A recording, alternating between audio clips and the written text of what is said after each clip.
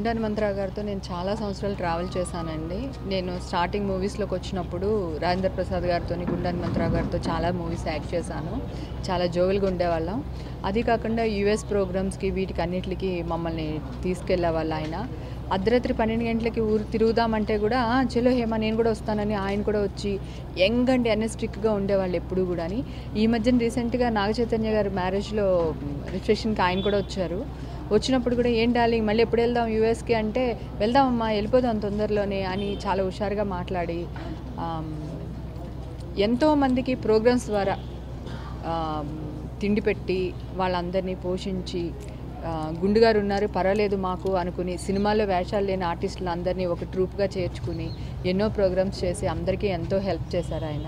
అందుకని ఏ టెన్షన్ లేకుండా చిన్న చిన్న దీంతోనే మార్నింగ్ పాలు కూడా తాగారంట.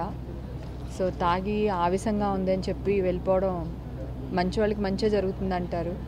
సో ఆయన ఇబ్బంది పడకుండా చనిపోవడం ఆయన ఆత్మకి శాంతి చేకూరాలని మనస్ఫూర్తిగా కోరుకుంటున్నానండి. He is lovable person.